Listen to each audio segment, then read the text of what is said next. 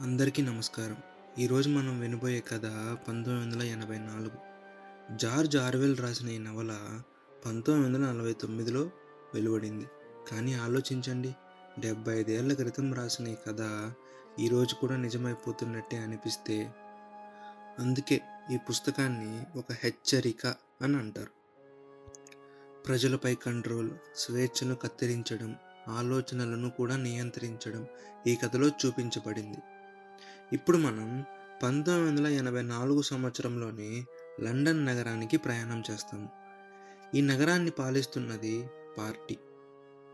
ప్రజలందరి మీద కంట్రోల్ చేస్తున్నది ఒకే వ్యక్తి. అతని పేరు బిగ్ బ్రదర్.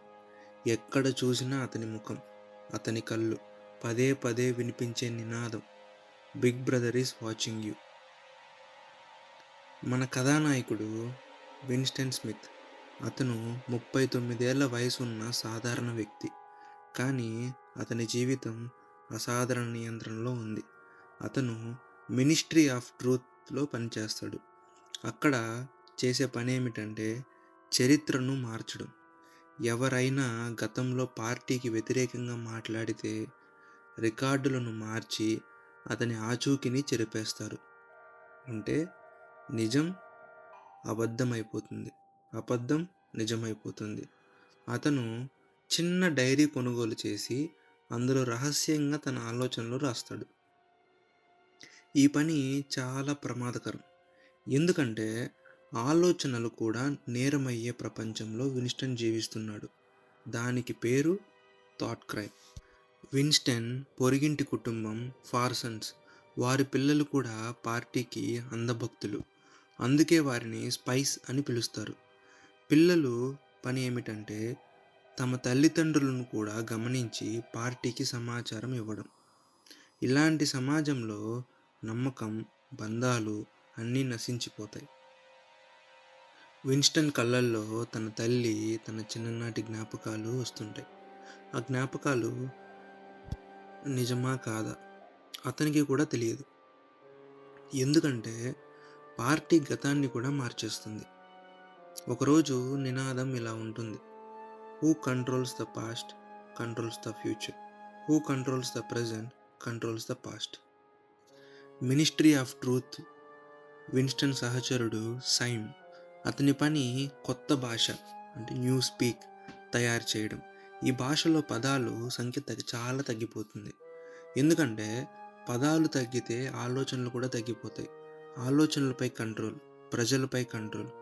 విన్స్టన్ మీన్వెల్ ఒక వ్యక్తిని గమనిస్తాడు. అతని పేరు ఓబ్రియన్. అతను పార్టీ లోపలే ఉన్న ఒక పెద్ద నాయకుడు. కానీ విన్స్టన్ మనసులో అనిపిస్తుంది, ఈ ఓబ్రియన్ తనలా ఆలోచించేవాడే కావచ్చు అని.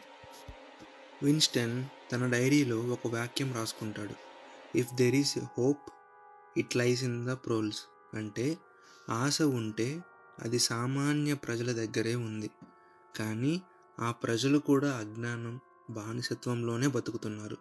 ఒకరోజు విన్స్టన్ ఒక మద్య దుకాణానికి వెళ్తాడు. అక్కడ ఒక వృద్ధుణ్ణి కలుస్తాడు. ఆ వృద్ధుడు చెప్పే మాటలు గతంలో స్వేచ్ఛ ఉన్నదని స్పష్టం చేస్తాయి. కానీ ఇప్పుడు స్వేచ్ఛ అనే పదమే లేదు. పార్టీ నినాదం చెబుతోంది: freedom is slavery, ignorance is strength, war is peace.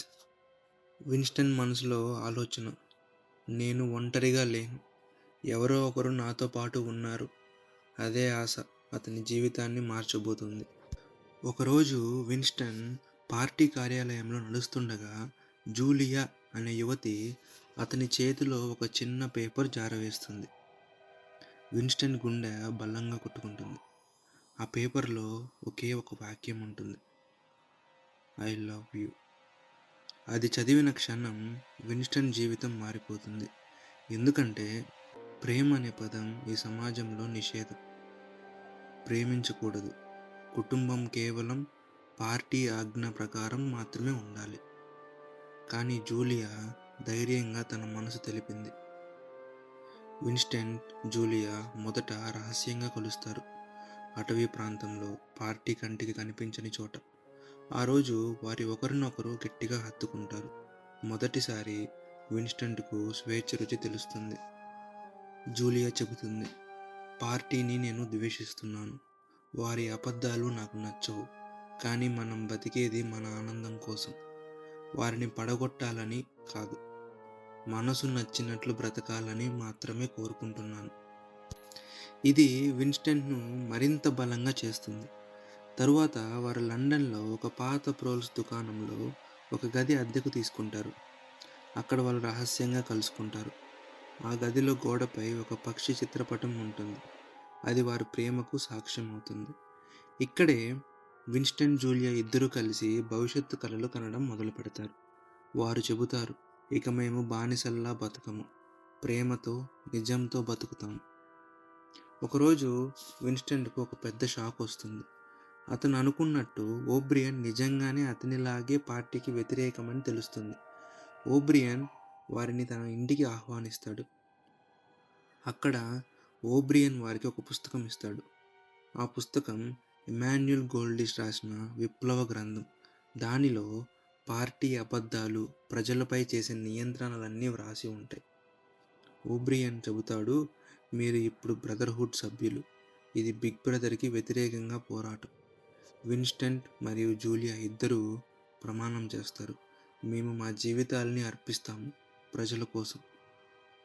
Winston ఆ పుస్తకాన్ని చదువుతాడు. అందులో నిజాలు అతని మనసును కదిలిస్తాయి.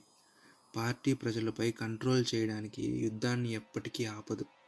ప్రజలను బానిసలుగా ఉంచడానికి అజ్ఞానం పెంచుతుంది. స్వేచ్ఛ అనే పదం మాయం చేయడం వారికి పెద్ద విజయం. విన్స్టన్, జూలియా ఇద్దరూ తమ గదిలో భవిష్యత్తు గురించి మాట్లాడుకుంటూ ఉంటారు. ఆ క్షణం వారికి నిజమైన ఆనందం. కానీ అకస్మాత్తుగా గదిలో దాగి ఉన్న టెలిస్క్రీన్ నుంచి ఒక స్వరం వస్తుంది. You are the dead. వెంటనే గది తలుపులు బద్దలవుతాయి. అందులోకి పోలీసులు, థాట్ పోలీస్ చొరబడతారు. జూలియాను పట్టుకుంటారు. విన్స్టన్ కళ్ళ ముందే ఆమెని లాక్కొని వెళ్తారు. అక్కడే ఒక నిజం బయటపడుతుంది. ఓబ్రియన్ వారిని మోసం చేశాడు. అతనే వారిని ఉరివేసిన వాడు అని. ప్రేమ, ఆశ, తిరుగుబాటు అన్నీ ఒక క్షణంలో చిన్నాభిన్నమవుతాయి. విన్స్టన్ ఇప్పుడు పార్టీ చేతుల్లో బందీ. తర్వాత ఏం జరుగుతుందో చూడాలి. విన్స్టన్ని ఒక భయంకర జైల్లోకి తీసుకెళ్తారు. అక్కడ లైట్లు ఎప్పుడూ ఆరిపోవు. రాత్రి పగలు అన్నదే ఉండదు. గార్డులు, టెలిస్క్రీన్ కళ్ళు ఎప్పుడూ గమనిస్తూనే ఉంటాయి. అక్కడ విన్స్టన్ అనేక మంది బందీలను చూస్తాడు. వారిలో కొందరు అతని సహచరులు, కొందరు పార్టీకి వ్యతిరేకంగా అనుమానించబడినవారు. కానీ ఒక్క మాటలో చెప్పాలంటే అందరూ భయంతో వణుకుతున్నారు. ఒకరోజు విన్స్టన్ ముందుకు వస్తాడు ఓబ్రియన్. అతను స్నేహితుడు కాదు, గురువు కాదు, ఇప్పుడు అతను టార్చర్ మాస్టర్. ఓబ్రియన్ చెబుతాడు, విన్స్టన్, నువ్వు నిజం కోసం పోరాడుతున్నావు అని అనుకుంటున్నావు. కానీ ఇక్కడ నిజం అనేదే లేదు. నిజం అంటే పార్టీ చెప్పినదే. నువ్వు 2+2=4 అంటావు. కానీ పార్టీ చెబితే 2+2=5 అవుతుంది. అదే నిజం. వెంటనే విన్స్టన్ మీద విద్యుత్ షాకులు, శారీరక హింస, మానసిక క్షోభ మొదలవుతుంది. అతన్ని పూర్తిగా విరగదీయడానికి పార్టీ శక్తిని చూపిస్తుంది. విన్స్టన్ చివరి వరకు ధైర్యంగా చెప్పే మాట, నన్ను చంపండి, కానీ జూలియాని కాదు. ఆమెను మీరు విరగ్గొట్టలేరు. కానీ ఓబ్రియన్ ఒకే ఒక ప్రశ్న అడుగుతాడు, నువ్వు ఇంకా ఆమెను ప్రేమిస్తున్నావా? విన్స్టన్ లోపల సమాధానం, అవును. అదే అతని బలహీనత. అందుకే ఓబ్రియన్ అతని చివరి దశలోకి తీసుకెళ్తాడు. Room number 101. ఇది జైల్లోని అత్యంత భయంకర స్థలం. ఇక్కడ ప్రతి ఒక్కరికి అతని అత్యంత భయాన్ని ఎదుర్కొని పెడుతుంది. విన్స్టన్ గది లోపల కూర్చోబెడతాడు. ఓబ్రియన్ తెచ్చిన పెట్టెలో ఎలుకలు.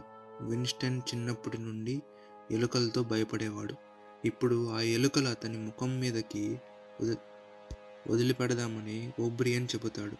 ఆ క్షణంలో విన్స్టన్ భయంతో కూలిపోతాడు. అతను కేక వేస్తాడు, జూలియాను తీసుకోండి, నన్ను కాదు. ఆమెను పెట్టండి, నన్ను కాపాడండి. అదే క్షణం విన్‌స్టన్ ఆత్మ పూర్తిగా విరిగిపోతుంది. అతని చివరి ప్రేమ, చివరి నిజం కూడా చెరిగిపోతుంది.